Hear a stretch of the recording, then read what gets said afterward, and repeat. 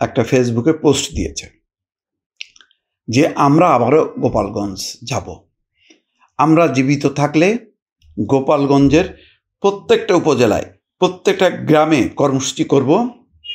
গোপালগঞ্জের প্রতিটা ঘরে ঘরে জুলাই গণঅভ্যুত্থানের পতাকা উড়বে। গোপালগঞ্জ মুজিববাদীদের হবে না, বাংলাদেশপন্থীদের হবে। শহীদ বাবু মোল্লার গোপালগঞ্জ, শহীদ রথিন বিশ্বাসের গোপালগঞ্জকে আমরা পুনরুদ্ধার করব।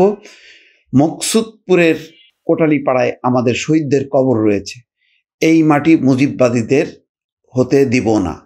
বাংলাদেশের 1 ইঞ্চি মাটিও মুজিববাদীর হবে না ইনশাল্লাহ।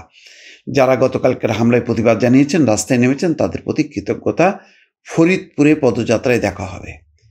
দর্শক, কথাটা ভালো সবগুলো, কিন্তু এটাও বুঝতে হবে যে এই যে গোপালগঞ্জে যাব, কখন যাব, কিভাবে যাব, সেটার একটা রাজনৈতিক দিক নির্দেশনা দরকার, রাজনৈতিক কর্মসূচি দরকার, রাজনৈতিক পরিপক্কতা দরকার।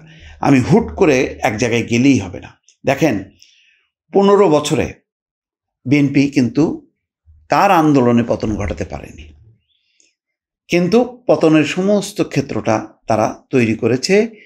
নির্যাতন, নিপীড়ন, গুম, খুন, হত্যা সবই তো গেছে জামাত বিএনপির উপর। ফলে এটা একটা পলিটিক্যাল একটা কমিটমেন্ট বা কর্মসূচি নিয়ে তারা কিন্তু অগ্রসর হয়েছে। গোপালগঞ্জকে অবশ্যই জয় করা দরকার। গোপালগঞ্জের মানুষের মধ্যে যে মিথ, যেই অন্ধত্ব বঙ্গবন্ধুর প্রতি, শেখ হাসিনার প্রতি, যে তারা মনে করে যে এই গোপালগঞ্জ সারা দেশে তারাই নেতৃত্ব কর্তৃত্ব করেছে এবং ওই অঞ্চলের জনগণ সারা বাংলাদেশকে নেতৃত্ব দিয়েছে। একসময় বঙ্গবন্ধু শেখ মুজিবুর রহমান দিয়েছে, এখন শেখ হাসিনা দিয়েছে লম্বা সময় ধরে। এবং শেখ হাসিনার পতনকে তারা মেনে নেয়নি, শেখ মুজিবুর রহমানের মৃত্যুকেও তারা মেনে নেয়নি। তো এই যে মৃত্যু আর পতন, এই দুটাকে ঘিরে যারা আওয়ামী লীগের সুবিধাভোগী লুটেরা শ্রেণী, তারা তাদের ওই চিত্রটা, চেহারাটা কিন্তু সামনে আনেনি। তারা একটা মোহবিষ্ট করেছে। এখানে যে আন্দোলন হয়েছে, যে প্রতিরোধ হয়েছে বা যে আক্রমণ করেছে, এখানে মনে রাখার দরকার অগণিত সাধারণ মানুষ ছিল গোপালগঞ্জে। সাধারণ মানুষের অংশগ্রহণ ছাড়া এত বড় সহিংস ঘটনা ঘটতে পারে না, যেখানে পুলিশ, আর্মি, বিজিবি সবাই মিলেও কিন্তু হিমশিম খাচ্ছিল। এবং পরিস্থিতি এমন যে ঢাকা থেকে হেলিকপ্টার আসবে, তাদেরকে উদ্ধার করে নিয়ে যাবে, সেই সময়ও ছিল না। ফলে এপিসি সামরিক সেই সাজোয়া যানের ভেতরে ঢুকে এনসিপি নেতাদেরকে পালাতে হয়েছে। তো এটা মাথায় রেখে এখন গোপালগঞ্জে যাব মানে আমি কালকেই যাব, পরশু যাব, 1 মাস পরে যাব, 6 মাস পরে যাব না।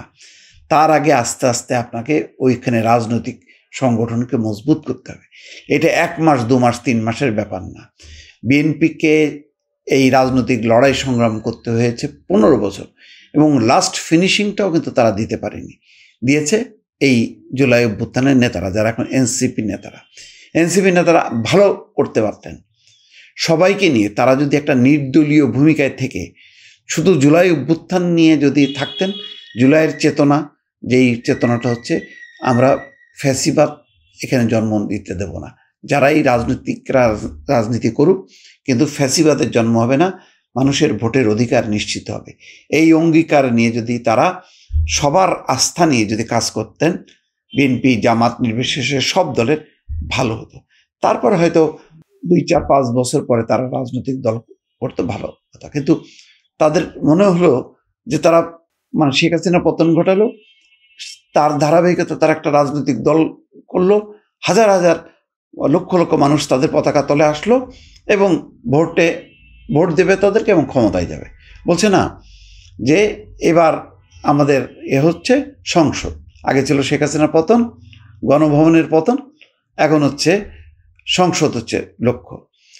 তো সেই লক্ষ্যটা হুট করে এটা আবেগে হয় না। নেতৃত্ব, একটা অভ্যুত্থানের নেতৃত্ব দেওয়াটা যতটা সহজ, রাজনীতি করাটা কিন্তু অনেক কঠিন। সেই কঠিন পথটা পাড়ি দেওয়ার জন্য তাদেরকে অপেক্ষা করা উচিত ছিল। যে বাংলাদেশের এই মনস্তত্ত্বটা তাদের বোঝার দরকার ছিল যে গোপালগঞ্জের মানুষ তারা কি রাজনৈতিকভাবে সচেতন নাকি অন্ধ? তারা হচ্ছে অন্ধ। এই যেহেতু তারা অন্ধ, যেহেতু তারা একটা হুইসেল বাজালি একত্রিত হয়ে ওই আর্মির গাড়ি জ্বালিয়ে দেয়, স্বেচ্ছাসেবক দলের 2জন নেতাকে মেরে ফেলে, সুতরাং এইরকম একটা সহিংস জনপদে আমার হুট করে যাওয়া উচিত হয়নি। সুতরাং গোপালগঞ্জে যাওয়ার এই লক্ষ্যটা ভালো, গ্রামে যাওয়ার লক্ষ্যটাও ভালো, প্রতি ঘরে ঘরে জুলাই গণঅভ্যুত্থানের পতাকা উড়ানোটাও ভালো, কিন্তু সেটা রাজনৈতিক পরিপক্কতার সঙ্গে চর্চা করতে হবে। এখানে কোনো ওই আমি যদি দমন পীড়ন করি, গ্রামকে গ্রাম জনশূন্য করি, সেটা সম্ভব না। তার বড় প্রমাণ 15 বছরেও আওয়ামী লীগ বগুড়াকে পরিবর্তন করতে পারেনি, দেশের মানুষের মন জয় করতে পারেনি। সুতরাং বিষয়টা হচ্ছে একটি রাজনৈতিক বিষয়, রাজনৈতিক পরিস্থিতিকে রাজনৈতিকভাবেই মোকাবেলা করতে হবে। সুতরাং সেটা যদি হয় তাহলে অবশ্যই গোপালগঞ্জেও যেতে পারবে নাহিদ ইসলামরা, গ্রামে গ্রামে যেতে পারবে, প্রতি ঘরে ঘরে পতাকাও উড়াইতে হবে। সেই জন্য অপেক্ষা করতে হবে। ভালো থাকবেন। আল্লাহ হাফেজ।